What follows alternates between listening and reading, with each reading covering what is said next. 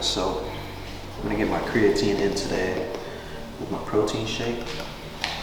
Sometimes I'll put in the pre-workout, sometimes some EAAs that I'm sipping on. But today is in the protein. And you know what? Welcome back to another video, guys. I'm excited to take you through another one of my training sessions on this higher intensity, heavier training program that I've been following just for a week now. I did have to take one day off because of all this mess moving in. So I'm a day behind on my schedule, but I'm just gonna take it as an extra day to recover because I am training 6 days a week right now. And I could probably get away with 5 with as intense as the sessions are, but that's at least how I'm rationalizing things at the moment. But I like this spot, man. It's a little bit out of the way. Back in the city I grew up in, and it's nice. Life is a little bit slower here, but it's simple, and with that, it gives you, at least for me, it gives me the space to focus on the things that are a little less sexy to focus on, but I think in the long run will really turn into something sweet. One of which is the training app. Just putting more time into the programming, making it an overall better experience, making sure you guys are taken care of on there. And the other of which is the brand I've been referencing the last couple of videos is, you know, we kind of go through the design phase for everything and set up the framework for it all. So not a whole lot of glamorous stuff happening, but I think, isn't there a quote like that, Zach? Where it's like, the sexy things come from doing the non-sexy things all the time. I don't know. Something like that. Still dang good protein. No, this is, some of you asked, this is the same protein from where I've been taking. They just have gone through and redone the packaging recently, which I kind of like. I'm gonna miss the old like natural black and, what would you call that? Like a black with a cardboard accent. But it's pretty dang clean, man.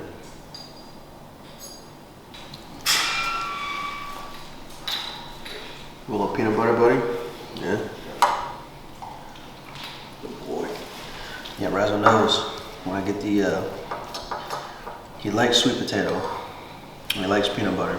So when I put them together in my pre-workout, he, even if he's in the other room doing something, he can find a way to get over here, huh?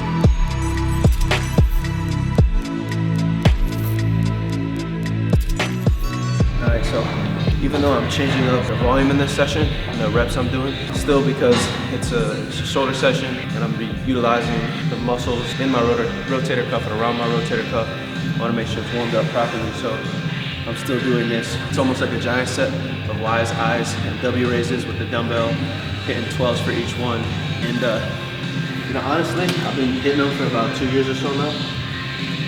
Yeah, probably about 2 years or so now. And I had a physical therapist recommend them to me because I was having some shoulder pain. And this is, I feel like, really helped to set my shoulders back. So anytime I'm kind of prime myself and also prepare myself for a lot of pushing movements. So I don't really have as much of a tendency as I used to let my shoulders round forward when I'm training. And then even outside of the gym, you know, things like this, strengthening the rotator cuff, the rear delt, it's supposed to help with posture. So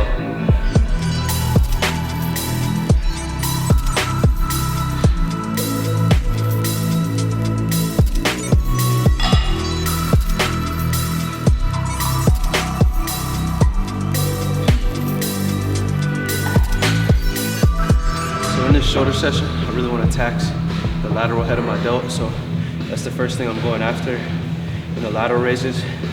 I did like one little warm up just to make sure the motion was fluid, connected the muscle. Now on these, the workout just calls for a drop set. I could do them both standing, just want to mix it up this week.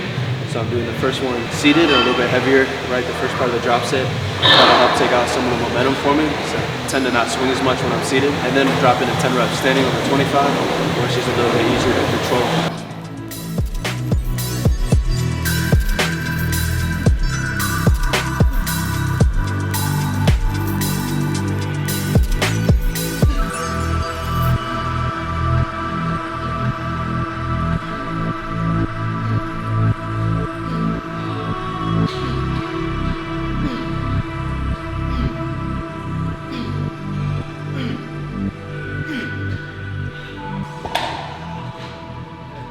A couple extra partials on that last one. Felt damn good. Take another minute and then I got one more set before going on some presses, which I really feel after having already done the lateral raises. And that's the plan. Make it harder, not easier.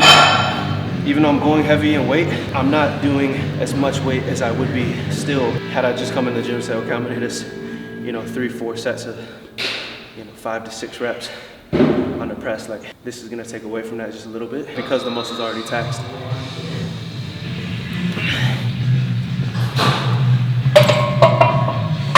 Sometimes you're setting up barbell press, trying to keep the intensity, so I'm really not trying to rest. Like when I'm not supersetting an exercise and I'm going from 3 or 4 sets of one to the next one, I'm not trying to take too much time.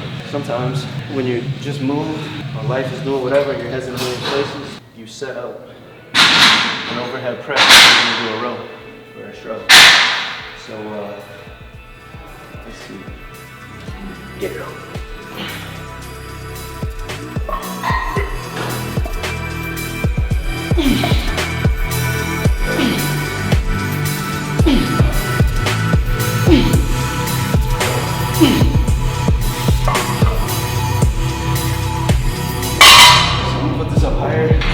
Up a little bit. That's the only warm up I'm gonna do. That's the only warm up I'm gonna do for this movement. And to be honest, my shoulders are already tight, so I don't need much more weight to start feeling around 6 reps.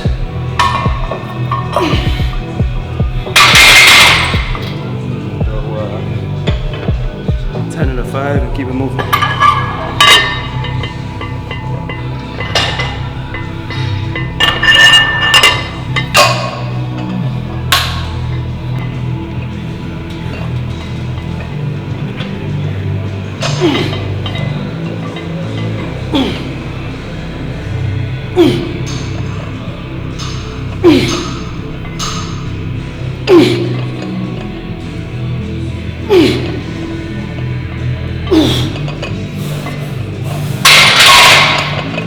Alright, so in this one too, doing my best. Legs are flexed, probably slight bend in my knee. Still putting some tension on my core, so it's not fully contracted down, but just enough to brace my core, right? Help protect my back a little bit, so I'm not overcompensating to get the weight up by arching my back too far back. Of course, the belt helps with that a little bit too. Kind of keep me in a nice upright position, pressing up. As I'm kind of pressing the weight up, I'm envisioning, again, kind of bringing my elbows into my ear, and that's helping me get just a little better squeeze. So this I won't go up on, just gonna keep the rest time, again, to a minute, minute and a half. And then see if I got another 5 or 6 strict presses in me.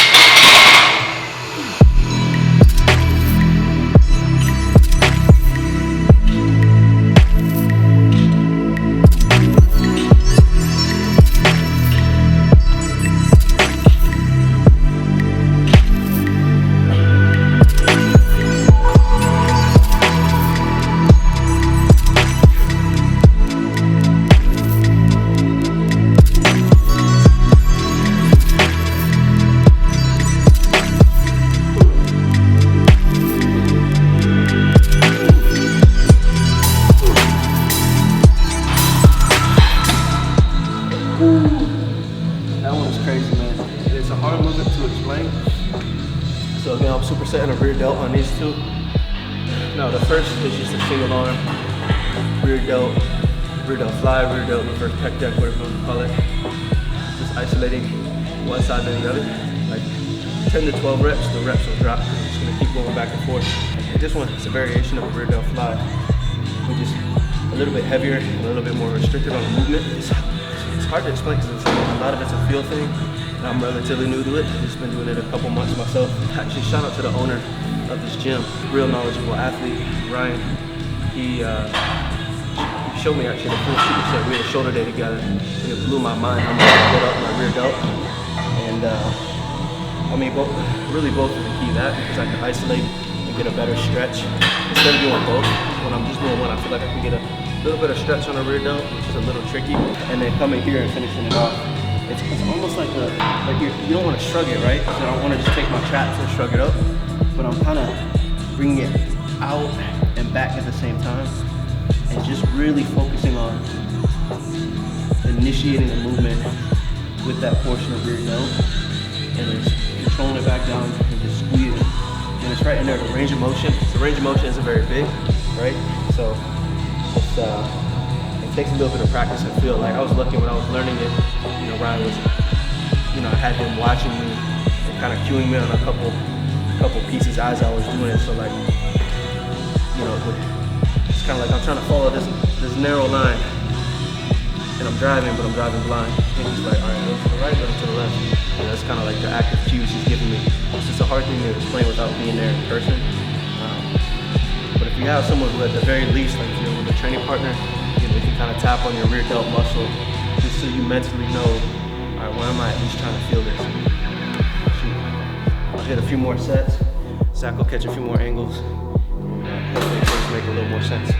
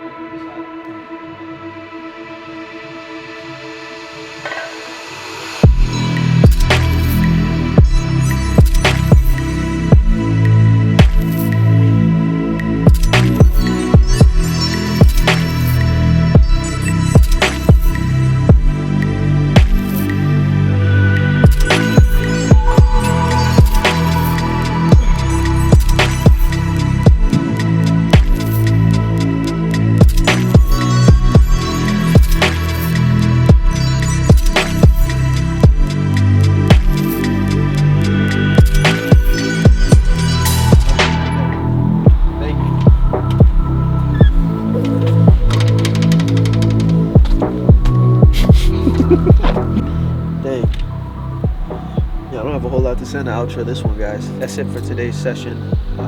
That was good. Man, all things considered, even with my week being a little bit changed up with moving and stuff, session was still solid. Strength was still really good, which I was surprised because I haven't slept well the last couple of days. So I'm excited to see, kind of as the weeks go on, how my body responds to this, you know, split or strength or training style. And man, yeah, I'm having fun with it. Each week I'm gonna start tweaking the workouts now. So it's been 2 weeks consistent. I'm gonna start tweaking some of the exercises, but the structure of the workouts will be very similar, if that makes sense. So that way too, if you're following the app, put in some new exercises week to week in that workout of the week section. I really want to make that just as good of an experience for training as it can be, and kind of like I said in previous videos, keep it on pace and up to date with the split I'm doing in the week. So whatever I'm doing the week before, we put the video out that weekend, and then it's going to be on the app the following week. So links below for that. Of course, the supplements, I appreciate you guys shopping Raw and Revive. In my opinion, just some of the highest quality, best formulated subs out there. So I've been with them for a little minute now, and I'm excited to see you guys, you know, starting to find the products you like within their line, because I get pretty juiced up about them, to be honest. It's nice to take something and know you're always getting quality. So, and twofold, I appreciate you guys for shopping that code MERC, because it does support the channel, allows us to do more of this, man, yeah, just keeps the journey going, you feel me? So no news on the brand this week, man, but that's it. I gotta get out of here. I got some unpacking I gotta do, if you guys couldn't tell. But thank you guys for watching. Hope you have a great rest of your day or night, wherever you're at. That's a shoulder session, some pre-workout food. What do I know? I'm just murky.